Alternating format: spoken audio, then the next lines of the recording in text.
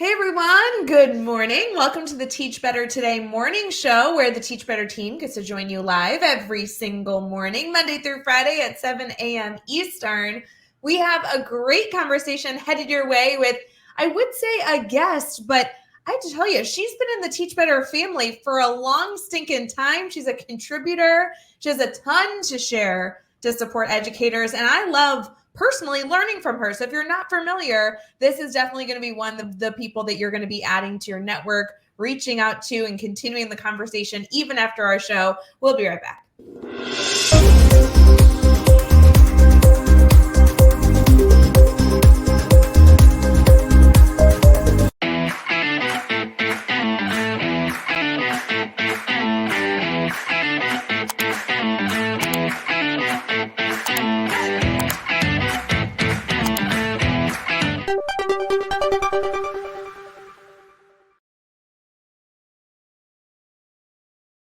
Hey everyone, good morning. My name is Ray Hughart, and literally before we started this recording, I was just telling her that I haven't seen her in ages. I'm so excited to catch up. I hope that you are on your either devices, or maybe you have the show streaming on your TV, watching on Facebook, YouTube, Twitter, Twitch, or LinkedIn. Maybe you're listening on Teach Better Podcast Network. This is going to be a great episode. Do you mind starting off by introducing yourself for us? Yes, I'm Eva Mireles. I'm a reading specialist and literacy consultant. And you have been a part of contributing to teachbetter.com for some time. I'm so glad that you're here officially on the show. Yeah, I'm excited to be here. Thank you for having me. It's so fun. So tell us a little bit about yourself, maybe even beyond education. You're an educator, but you're doing so many things to support educators. Where does that come from? Why is this a space that you choose to work in? Let us get to know you a little bit better. So yeah, basically as an educator, I just kind of found myself looking to other teachers for support. I couldn't always get that support in my campuses. Of course, I had a teaching bestie because everyone really only survives in this field with a teaching bestie. But also I found myself like looking at blogs, seeking out that professional development that I knew I needed, but maybe wasn't being offered where I was at. And so during COVID, I found myself in a online conference myself and was like, oh, these people presenting, they do what I do. I could do this. And so I just kind of went for it and started with a course and then went with a podcast, mainly because, and my podcast is geared toward upper elementary teachers because those teachers, they get all the different types of kiddos, all the different types of readers. And then they also have that extra layer of having to help them pass those state assessments. It's like a pressure cooker for them, but there's not always a lot of support for them. And so I wanted to be that support. And that just kind of came from me being the person that was spending a lot of time looking for resources. And so I thought, why not just make it easy for teachers and be that resource so that they don't have to look everywhere for it. I love the one-stop shop, right? I'm here to support you. I'll give you everything I possibly can. And I vividly remember when you joined the podcast network because I was scared of your podcast because my nightmare would be teaching reading. I only had to do it once and I will never do it again. And I would need your podcast so much. I'd be the best learner in the class. I would be sitting and taking all the notes. So in my opinion, you're teaching one of the worst subjects ever. Luckily I don't feel that way, but it's a love for me. I didn't grow up feeling like a reader. I also have 2 dyslexics in my own family. And I just feel like, and I also in my spare time tutor adult learners who were kind of fell through the cracks and need that support with their reading. And so reading is a passion. It's been a gateway for me for learning how to parent, to be an educator, and just do the different things in my life. And so I really feel that it's important, and it's especially important for teachers to feel supported in that role. So that they don't, I feel like sometimes with all of our shoulds, right, especially with the changing climate in literacy, there's not always support for how to get teachers from one place to another. And if they were anything like me, they're all or nothing people, and they'll land towards the nothing if they don't feel supported. And so I feel like that's where I come in, and I try to simplify things for them, so that they can get to the part where they're doing the thing quicker. Mhm. Eva, it's so funny. Every time I talk to any teacher, whether it be on the Teach Better Today morning show or just in a meeting, or maybe I'm in a school and supporting different teachers in different classrooms, when they talk about their free time, there's always air quotes. Like, it doesn't universal, doesn't matter where you live across the country, around the world. When teachers say, well, in my free time, it's always air quoted. Tell us a little about what your free time even looks like. Like, if an educator, if we're all right now this morning, maybe we have people listening who are driving to work or getting ready for their day. If I was to reflect on my free time, it's either going to be, I think it's always absurd hours. So like either early in the morning or really, really late in the evening, or sometimes it's like when you have an awkward amount of time between two things and it's like, you just use it to like take a breath, right? Yeah, so most of my free time, air quotes again, is I try to make time in the morning to work out. It's a grounding for me, just to help me get started with the day. And then also in the evenings, it's hanging out with my young adults, and watching whatever streaming thing that we're watching at the time. Right now, it's Vampire Diaries. And then I try to make time to read and just do things that I enjoy. Sometimes it's just doing like a word search while we're watching TV instead of scrolling. So just trying to be intentional with that time, because you're right, we don't have a lot of free time. And so how we use that time is important. Yeah, but I also started tutoring because I felt like I wanted to give back, and the tutoring was virtual. And so I could do it on my own time. Well, and isn't that the nice opportunity that we have now, especially with the new year, that we can kind of list out some good choices for us of things to do when we have that quote unquote free time, and have it be things that provide us with a variety, but are all healthy for us, right? So whether it's tutoring because you like to give back, but you choose to do it in a way that still works for your schedule, like virtual, it's a great option. I actually know a lot of teachers in our community are doing that on the side, which is a great outlet to support others. And then other things, like there's a show that you really like that makes you better after you watch an episode, or I'm a doodler. Like one of the things on my list is to watercolor, or honestly, if I could admit this without any pressure, I'm trying to learn the piano. And it's not always what I should be turning to, because either it's the wrong time of day to be playing a piano, like at 5 a.m. in the morning, terrible time, or it might be a little bit too stressful, but I actually have really enjoyed it. So I have that on my list. It gives me kind of a variety depending on how I want to use my quote unquote free time, you know? Yes. And I also like hiking, like when I make time for that. When I started off last year really good, like going on Eventbrite and looking for guided hikes and like scheduling that time, but I kind of fell off. So that's one of my goals for the new year, is to get back into trying to do a guided hike once a month, because I really do enjoy being outdoors, and that forest bathing thing that they talk about, it's real. It really does help. Where do you live that you can go hiking right now? Are you in a warm place? I am. I'm in Texas. So like our idea of cold is like 50 degrees, and we're breaking out the jackets. I would love that though. Like a hike at 40 or 50 degrees actually I think is like my ideal, right? Like, or like even 60 I could do, but 90 degrees, 100 plus degrees, I may not be a good hiker. I might whine the whole time. Yeah. Well, I am excited to keep this conversation going. I do want to go a little bit deeper into the support you're actually providing to educators, maybe some strategies educators can keep in mind as they head into their day ahead, and maybe even think about how we're going to be using our free time strategically as we head forward into our day. But we'll be right back.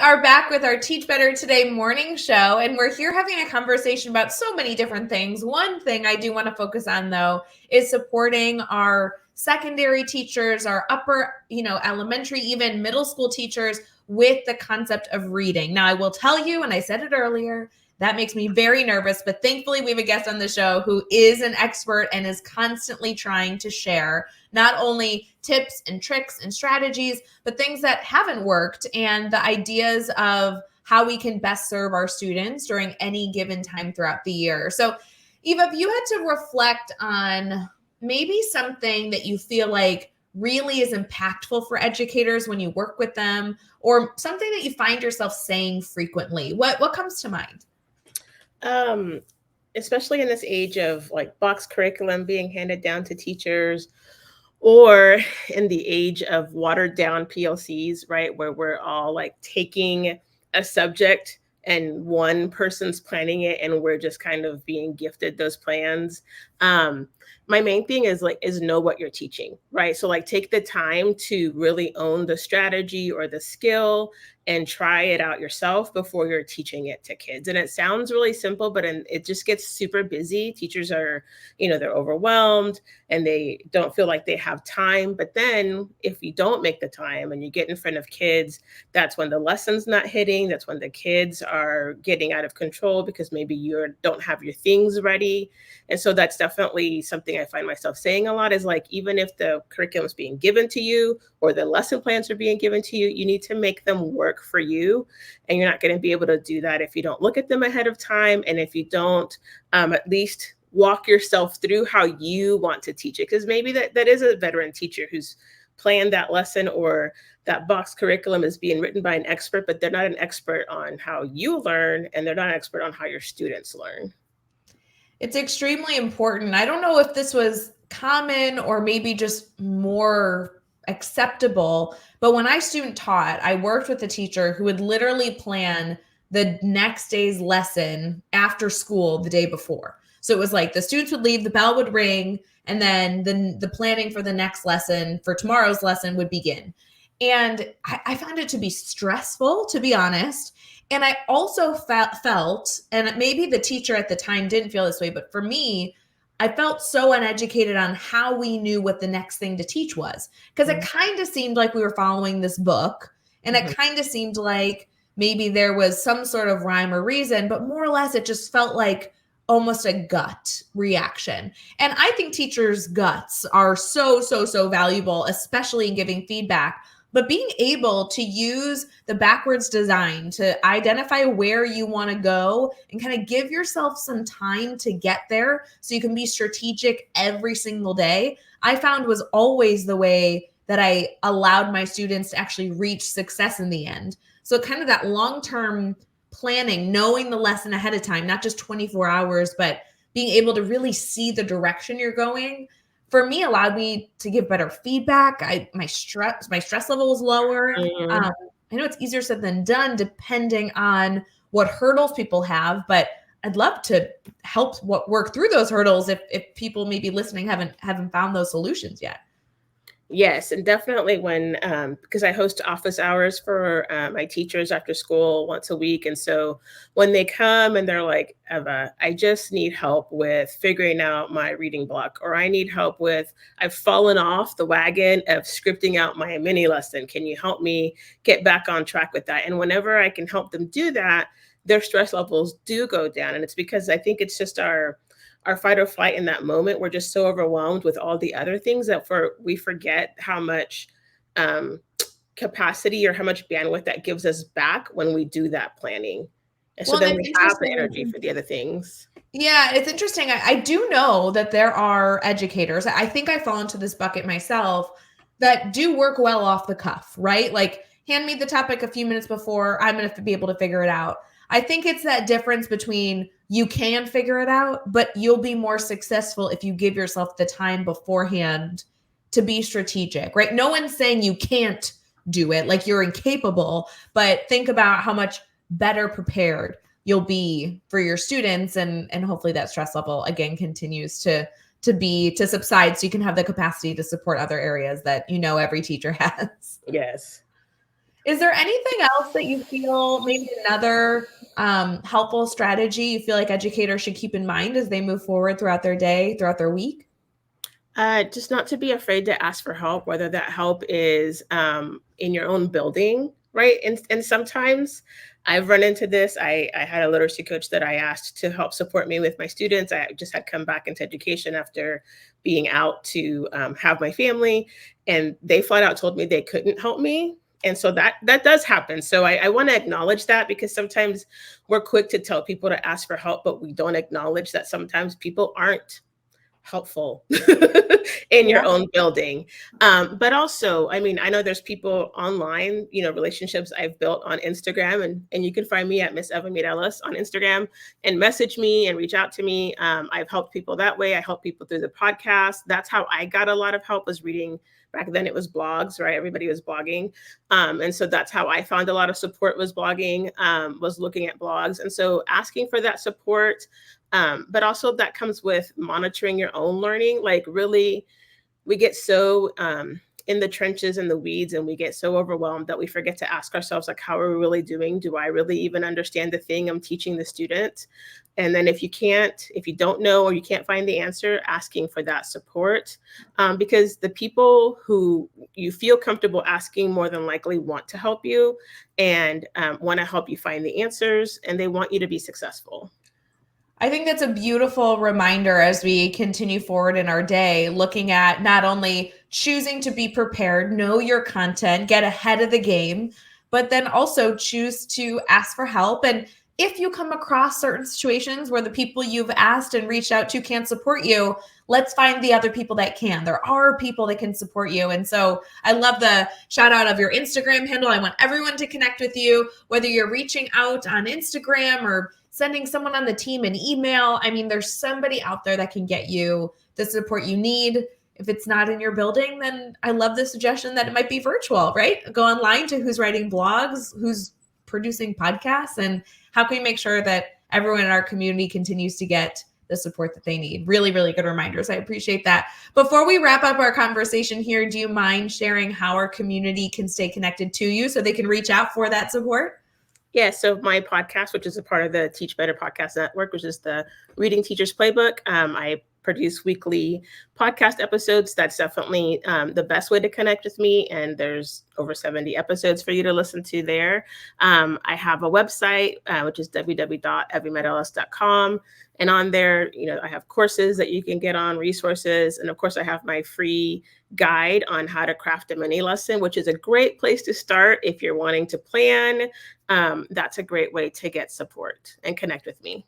Ooh, so many good options. I'm sure many, many more as you continue to dig through all the resources that she just listed. Thank you so much for coming on the show and sharing your insight. And I'm so excited for our community to continue this conversation with you, either in your direct messages or via a blog. Thank you so much. Thanks for having me. So fun for everyone. We hope you have an amazing, amazing rest of your day. And we will see you next time on Teach Better Today Morning Show. Hey, Teach Better community. Thank you so much for joining the Teach Better Today morning show every single weekday at 7 a.m. Eastern. We have so many resources for you outside of this live stream at teachbetter.com, including blogs, podcasts, and professional development that will bring our team to your school. Wherever you are listening from this morning, please make sure you are sharing and celebrating the incredible educators in this world. And hey, if you are listening over on a podcast to Teach Better Talk, we would love a 5-star review. The comments are always so entertaining. We'll see you tomorrow.